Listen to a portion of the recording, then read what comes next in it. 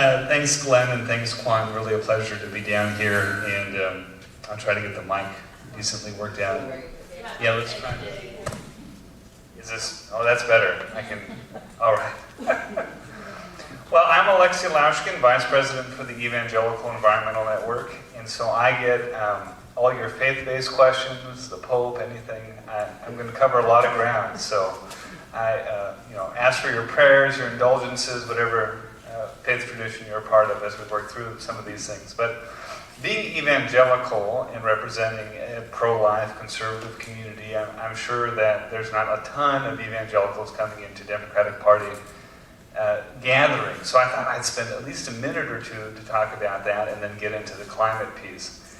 I'd say don't despair. I know evangelicals don't have the best public reputation, but we do like engaging with others. And I've considered it a blessing to be able to engage with you on an issue of common cause. One of the things we do at the Evangelical Environmental Network, and I've done this work for about 10 years, is how to equip pastors, clergy, lay people to be good citizens in their communities. And churches aren't always known for doing that very well. And one of the things we do try to do and train people in is how do you engage with people who are like you and who aren't like you, and find ways to work together. And I would encourage this committee and any group in the state of Virginia, if you're looking to engage the more conservative evangelical community in your area, invite them in, let them be themselves, and challenge them, because progressives are good at that. It's always good to be challenged.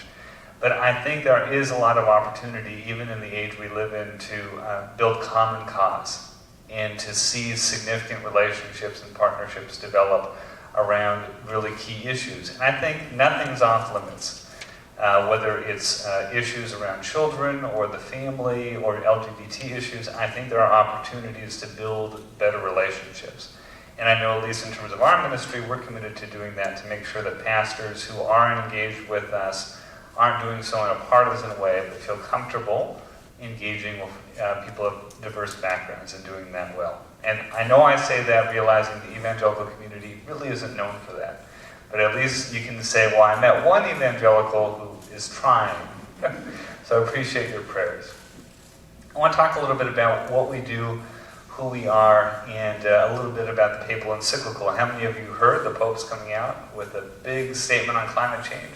All right. I'm going to get to that in a second. 6 weeks ago, I was at the Vatican meeting with some of the Catholic representatives to talk about that, so I'll have a thing or two to say about that when we get there. June 16th, mark your calendar, that's when it's supposed to come out. So Evangelical Environmental Network, it does exist. We've been around since 1992. We were founded as a partnership between World Vision and a smaller group called Evangelicals for Social Action, Ron Sider, based in Pennsylvania. We have about 600,000 people who've taken action with us on a variety of campaigns, 7,000 in Virginia. This ranges from the way we frame things, and I'll have a card in back, but it's creation care is a matter of life. So we start with human health. So if I was in a church or a faith-based audience, I would be talking about the upwards of 1 in 3 children who are born with ADHD, allergies, autism, all with some link, in asthma, all with some link to the environment.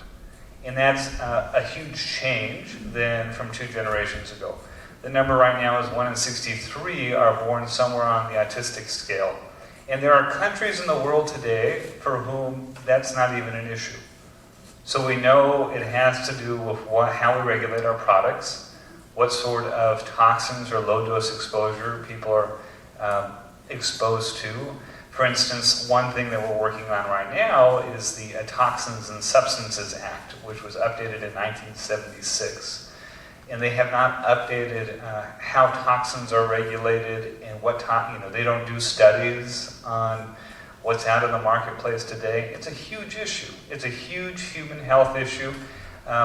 This rings true for cancer rates as well. There are changes happening that you don't find in other societies, unique to the United States. And so we view all of these things, climate change in particular, as a major driver of human health.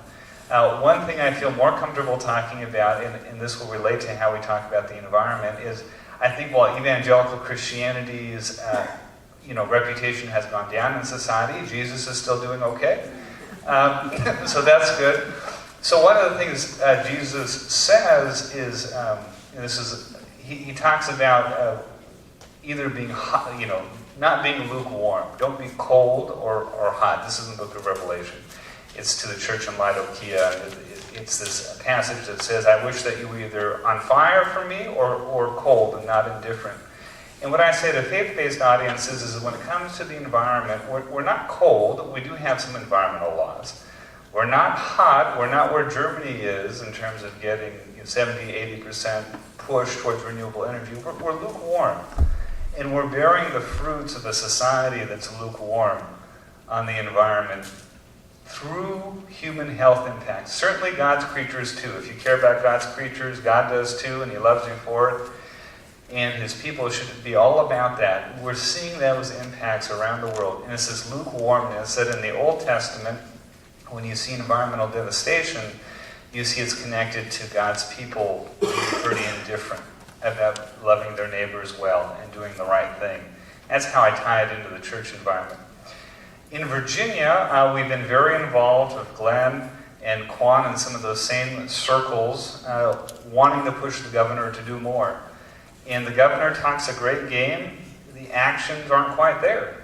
And we need the actions to be there, because Virginia should be a little bit more like North Carolina when it comes to renewable energy. And the main way that happens is if Dominion is forced to do that work. And Dominion talks a good game, we're going to build renewable wind and energy, but they do everything they can to stifle that game. And it's just in their bottom line. And a lot of pastors and groups don't know that. So we're trying to be that voice. And we think the governor's heart is in the right place, but we need to push him. We need to support him. Same thing with Senator Warner. And so we say a loud amen to some of the goals in terms of holding those who are saying they want to be about these things. Where's the action? We want to see real renewable energy leadership in Virginia. We have the workforce talent. We have the entrepreneurship. My goodness, parts of the states, this could be a catalyst, a game changer, if we had a robust renewable energy sector in this state. In terms of EEN, we have pastors that are engaged in Harrisonburg. One of our board members, the president of Eastern Mennonite University. We have a really robust network there. In Greater Richmond, just talk about some of the local connection. We have very good relationships with African American evangelical churches in the area. Northern Virginia is strong for us, and Hampton Roads, Newport News, so some of the major city centers tend to be our audience and membership. Didn't want to leave you hanging about the Pope. One more thing before I get there. One of the things that I think at EEM we want to do, in addition to getting our pastors and our messengers more engaged in the state, is we want pastors to be able to know how to engage the business sector and hold them accountable as well, to issue public statements, to take meetings with Dominion, to essentially say, hey, what are you doing? Because we feel like this is an underexplored area, the church's voice and being able to talk to business.